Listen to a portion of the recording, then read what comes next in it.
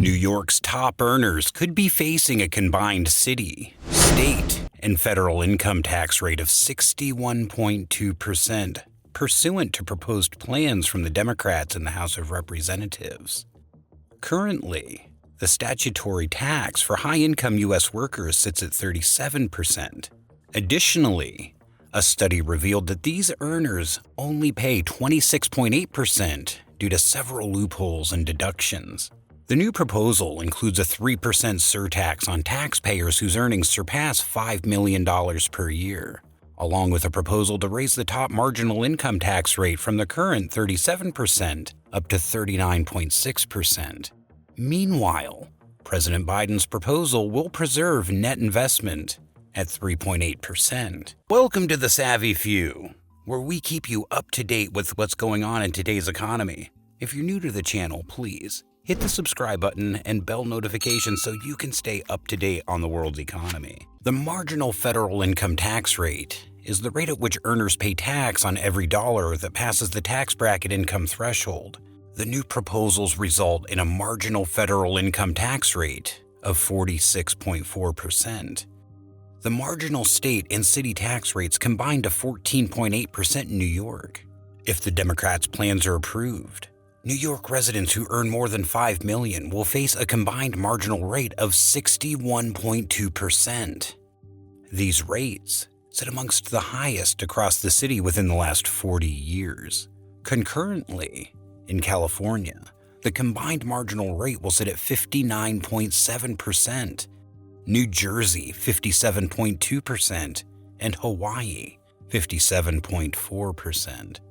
Combined rates would be at their peak since the Tax Reform Act of 1986.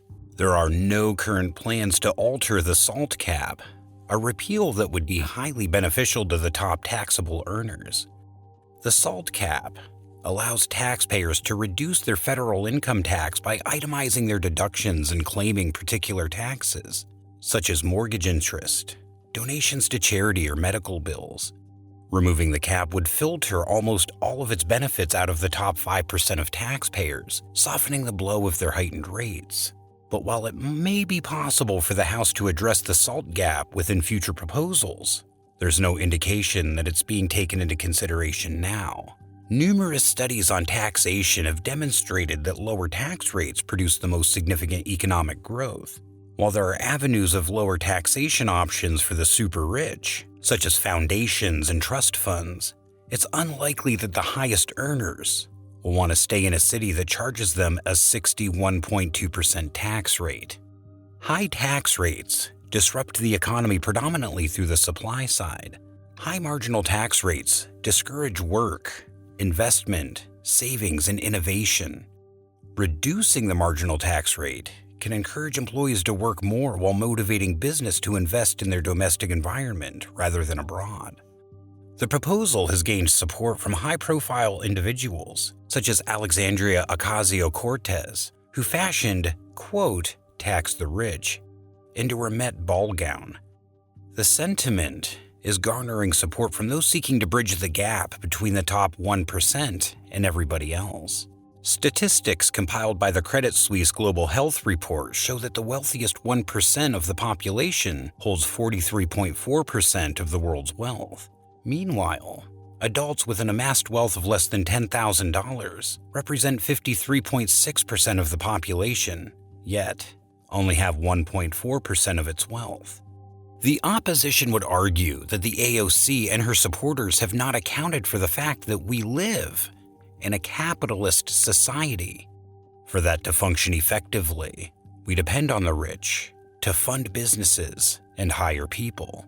Contrasting the sting that may be heading for the pockets of the wealthy, those that earn under $400,000 per year are estimated not to have any additional tax to pay under Biden's proposal. During previous debates, President Biden has discussed a K-shaped economic recovery plan. It seems that this is what he is trying to implement, with high tax rates on the wealthy and much lower tax rates for the average income. The final insult for the top earners could be that they are effectively footing the bill of President Biden's jaw-dropping $3.5 trillion spending plan. President Biden's original plan sat at $6 trillion, which included a $1.5 trillion request for the Pentagon operating expenditures, and triggered predictions that the U.S. debt would reach 117% of GDP by 2031, surpassing the figures of World War II. When confronted by these numbers, it seems the only savior is in taxing the rich. While Democrats seem to favor taxing corporations by believing that they can target executives and shareholders, they fail to consider that there are many disadvantages to taxing businesses at higher rates. With their capital investments decreasing over time due to a lack of resources, workers are less productive, and ultimately wages become lowered.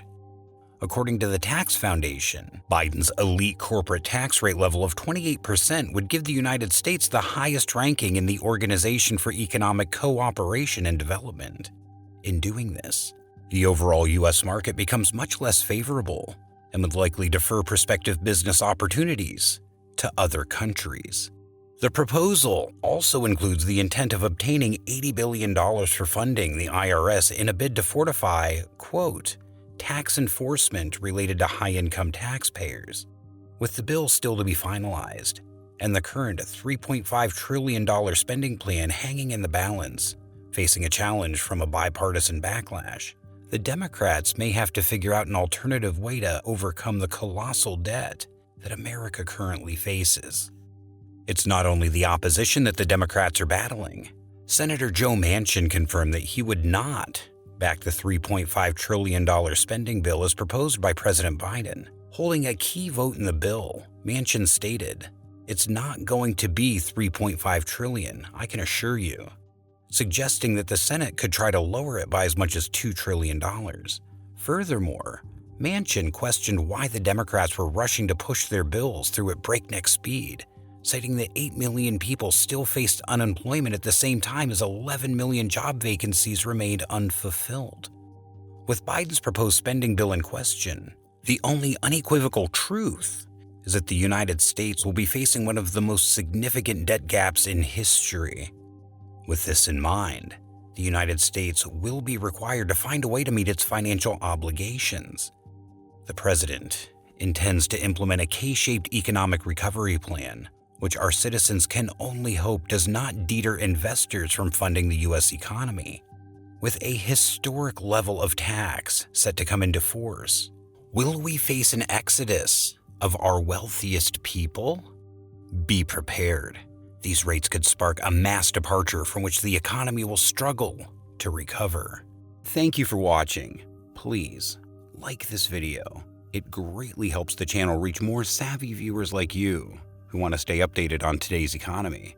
If you're not a subscriber, please hit the subscribe button with the bell notification to get notified every time we post a new video.